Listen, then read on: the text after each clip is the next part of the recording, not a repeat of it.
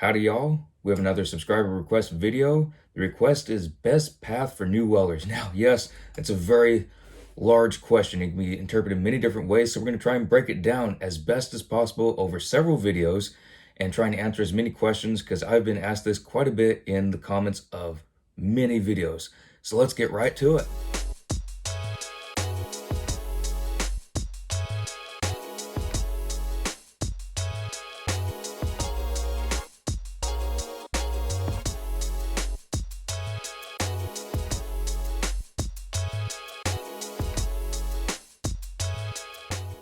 Okay, so best path for new welders. Now, my opinion is going to vary from a lot of other welders' opinions.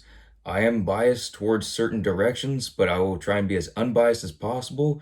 And anytime I am biased, I will let you know because I do want to be honest. Not everyone's going to be in the same spot I've been or that I am now. So for me, best path that I would say would be the path that I took, which is welding school. And I actually did this at a junior college. So it's not a dedicated welding school, but there was a welding department that was solely dedicated to welding. And I like this because I was able to try other trades as well. I was able to try some machining, which did help me in my welding career. So yes, other paths can be taken that have welding schools attached to them. I prefer welding school for my situation. May not be the best path for others. We'll go over that in other videos. And in other videos, we will be going over unions. So a lot of folks can say, well, you earn while you learn. I did the same thing. I just worked at different jobs while I was going to welding school. The part I like about welding school is that you're going to a school full time. You're learning about welding all day long. It's not just 1 hour here, 1 hour there, or just 1 day a week. It is all day long, all week long, and you're dedicating all your studies to that. And any work you can do, what I would do is similar to almost sweatshop work. Yes, it's not getting you prepared to be a certified welder or a licensed welder, but it can help in fabrication, which I found extremely useful. So yes, you may be doing a lot of MIG welding. You're not doing your stick welding, your flux core welding, or if you're going into TIG welding, you're not doing as much as that. You can be, but it won't be certified work because if you're not certified, you can't do it.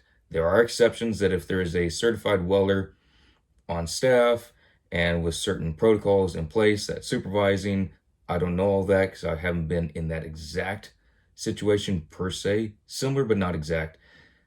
It can be done where you are using those processes. More often than not, it's going to be non-certified welds. It is a good spot to practice those welds if given the opportunity on said projects. But sweatshops, you're going to learn how to use a lot of tools, a lot of different knowledge on math, blueprints. Even if you're doing the same project, you're going to learn how to get faster at that one project. Then when you get to another project, you're going to start from scratch and learn how to get faster at that one. So yes, it is kind of earn while you learn, not the same as unions, but welding school, I do find that quite useful. I did do some teaching at a junior college welding department, and it's kind of hit and miss sometimes. Some colleges or trade schools, they're not so hot. Others are amazing. I'm not going to list any because I don't want any people coming back on me on that. But you have to find out who's had their licenses revoked several times. Again, not mentioning names, but some colleges or trade schools have their licenses taken away and they have to earn it back and it gets taken away again. If you have that, odds are it's probably not the best. Odds are, not saying it's not. Also, you want to look at their certification program because some of them will have a CWI, Certified Welding Inspector, on staff as an instructor, or they'll have a CWI come in during testing and watching the students test. And if they don't go by the standards of whichever test you're trying to take, and they make it easier for the students, yes, you may get your license easier, but then you're not really a certified licensed welder at that point.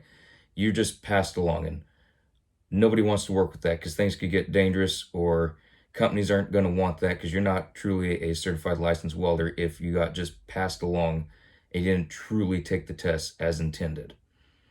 There is a decent amount of that happening. Several places have had their licenses revoked for that reason in the Los Angeles area, which is where I got my certification and licensing. Also, the licensing. If you take your test on your own, you're not going through union, you get to keep that wherever you go. I'll go into that more in depth when talking about union schools. But if you take the certification and licensing test for you, you get to keep your card. That's yours. That's not through anybody but you. The welding school's not going to hold on to it as if you're welding through them. You're going to take that and that's yours. You can go to whatever company, you can go in business for yourself, you can go to a union afterwards. And then if you don't like the unions, such as what I did, I still have my card because I had that before I even went to any unions. I was doing non-union work well before union. Also, there's a lot of different varieties of welding that you can do at a welding school. Yes, some welding schools, they're mainly leaning towards pipe because if that's your area, if you're in the middle of Texas, if you're in the Midwest and you want to do pipelines, there's some schools that are just for pipe welding, and there's nothing wrong with that. But some welders think they want to go in for pipe and then they find out they love TIG welding. That's their thing. Or they just want to do structural, which is me. I found out I just want to do structural. That's what makes me happy. And I stayed with structural and continued on with that. Other folks, they can have TIG certifications, they can have their structural, they can have their pipe. More power to you. It's more diversity and making you more valuable than the next person in line. That's one of the benefits of welding schools that have all those different programs. You can see what you like, or if you don't like any of those, you know faster that you don't want to do the trade. It's not for everyone, but if you find out instead of doing one process, you want to do another because it's a better work environment or just the process, you enjoy it more, it comes to you easier than others, that's perfectly fine, and you carry on from there. That's one of the benefits of welding school. You're not trying to get into a trade and then find out you don't like it once you've already gotten certified or once you've invested years into it. You can try it all out fairly soon, and before you finish the program, you know whether you're liking it or not before you get to a job site. So I would say for me, that was the best path, and I did take it. Other folks may not be the best path at all, may be the worst path. I don't know everyone's situation. If some of y'all want to put that in the comments, I can try and answer as best as possible. I do try and put that disclaimer when answering comments. I don't know everyone's situation. It may be better to go to a non-union company or to a union to go through their school, or to go to a welding school and work in little sweatshops or hop around from different non-union companies and figuring out if you like that. So again, it's all based on your scenario, what you're willing to do, what you want to do. And we're going to get into some more of those questions in future videos on different types of welding and what their work environments mostly entail. Again, there are exceptions to all that. And same thing with all this. I am biased towards welding school because I went through it and it was the best path for me. But I'm not saying it's the best path for everyone. Some of y'all, it may be the worst path. I'm not saying anything is the best out of all of it. There's no one best answer, because for some of y'all, union may be best answer to go through their school, and that will be perfect for y'all. You'll be in there for 30 years and it'll all be great. Me, that was not the choice I took, and I'm really glad I didn't. And I'll go into that in the union video, talking about their school and all that, because I was already a journeyman by the time I got into the union. So also in welding schools, you get to see the different instructors that have already gone out to different fields. You're not going into the field and then figuring out what people are like. You get to see different instructors, you get to hear their tales of what they've gone through, different projects they've been on. And after a semester or two, after hearing different stories and different students that you'll be working next to, because odds are they're working in different shops or they've grown up welding, you'll figure out if you like it. And also welding school, they go very in depth. Some of them, not all of them, at least the one I went to, they went very in depth into different topics of welding. It's not just the welding. It's not, here's how you do a straight bead and here's how you do a weave bead and get certified. If that's a school, I would highly recommend not doing that, because there's much more to welding than just running beads. You need to know math. You need to know blueprints. You need to know different stuff just beyond laying a bead down. Because if you just lay a bead down, it's not going to help you in your licensing exam. You need to learn code books, much more in depth, such as the videos that I've been putting out and will be putting out in the future. There's much more involved, and sadly, not all the welding schools put that out, whether it be junior colleges or trade schools.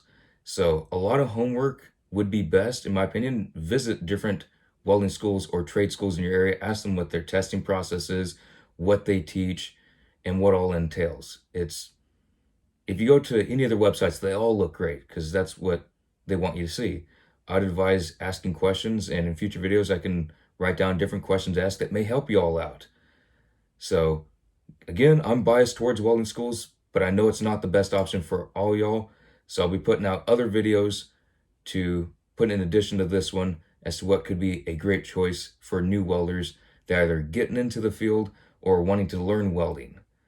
So, hope y'all see y'all in the videos that will be coming up very soon.